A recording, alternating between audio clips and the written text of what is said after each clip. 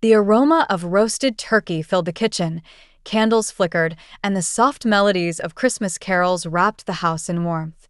I cracked open the window to let out the steam, expecting the usual holiday chatter. Instead, my sister's voice cut through the cold air like a blade. She spoke my name with venom, then declared, "Tonight it ends. He won't see it coming." Her tone held no joy, only calculation. Chairs scraped against concrete. Someone urged silence, and another voice answered, "Just stick to the plan." My grip tightened around the carving knife as confusion drowned me. Christmas wasn't a family gathering anymore. It felt like a staged execution, and I didn't even know my crime. I stepped into the dining room, hoping the holiday decorations would calm my nerves, but the sight before me only tightened the knot in my chest. Each chair was marked with a printed name card, elegant cursive, carefully placed, except for mine. My father kept polishing the same spoon as if scrubbing away responsibility. My mother arranged napkins she'd already folded, avoiding my gaze like eye contact might expose her intentions. There was no plate waiting for me, no glass, no acknowledgement that I lived under this roof. I wasn't excluded by accident. I was excluded by design. In that moment, it became clear. This dinner wasn't planned to bring us together. It was staged to push me out. The cold air bit my skin as I approached the backyard window.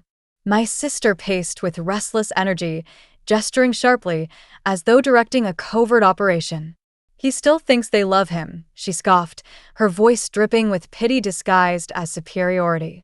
The unseen person beside her leaned closer and whispered, "Just make sure he signs." My pulse quickened. Sign what? I had no pending deals, no loans, nothing requiring signatures. The gifts under the tree suddenly seemed symbolic, wrapping paper hiding traps instead of surprises. I watched them plot beneath twinkling Christmas lights, realizing their laughter wasn't joy. It was confidence. They weren't celebrating family. They were preparing a transaction, and I was the only one unaware of my role in it. Returning to the hallway, I noticed an envelope placed with unsettling precision on the console table. My name was written plainly, almost clinically, without decoration. No holiday greetings, no warmth. I reached toward it, driven by instinct rather than curiosity, but before my fingers touched the paper, my mother materialized beside me. Her smile was stiff, rehearsed, almost ceremonial. "Not yet," she murmured, her voice devoid of affection. It felt less like maternal guidance and more like a command. Her eyes were hollow, carrying the indifference of someone delivering a sentence rather than hosting a celebration. In that brief exchange, I understood. This wasn't care. It was choreography. Whatever was inside that envelope wasn't news. It was the culmination of a conspiracy. My father entered the room with a folder tucked under his arm, not wrapped presents or holiday cheer. He cleared his throat, the way he always did before delivering bad news at work. His voice was stiff, official, stripped of any paternal warmth. "Tonight, we address responsibilities," he announced, as though we were convening a board meeting, not gathering for Christmas. Responsibilities? I was the one who paid overdue bills, fixed broken appliances, and handled crises no one else dared acknowledge. Yet here he stood, evaluating me like an asset that had lost its value. His posture, his words, none belonged to a father. They belonged to a man convinced that family ties were optional when inconvenience appeared. Dinner began without so much as a glance in my direction. My sister lifted her glass and raised a toast, her hand trembling not from emotion, but from anticipation. "To new beginnings," she declared, the words landing heavier than they appeared.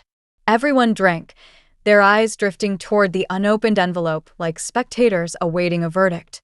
The table, decorated with holly and gold, no longer looked festive. It resembled a courtroom. Their smiles held relief, not joy, confirming this wasn't spontaneous betrayal. It was an event meticulously coordinated, whispered about behind doors I never opened. I realized then that I wasn't losing a family. I had already been dismissed. Tonight was simply the formal announcement of my exile. My hands shook as I opened the envelope. Inside was a legal document requesting I sign away my ownership of the family home, the house I renovated, financed, and defended when others neglected it. The wording was cold, clinical, and final. My mother placed her hand on my shoulder, not with affection, but persuasion. "You're capable. You'll survive." "She needs it more," she said, as if logic replaced loyalty. She was my sister, the architect of this ambush, the beneficiary of my erasure. They weren't asking, they were extracting. My contributions, years of sacrifice, every gesture of support, I was expected to disappear so she could inherit convenience. It wasn't a request. It was a calculated eviction dressed as concern. Led the room as I folded the document. I didn't shout or plead. I walked to the same kitchen window where this nightmare began, turned toward them, and spoke calmly. I recorded everything. The words detonated without volume. Forks slipped, glasses trembled, and every confident expression collapsed. My sister's face drained of color, my father's composure cracked, and my mother finally looked at me. Not with love, but consequence. I wasn't the victim they expected. Their plan had been built on secrecy, and now the truth wasn't a whisper, it was a weapon. Christmas wasn't ruined. It was reclaimed. They had tried to erase me, but instead, I erased their control.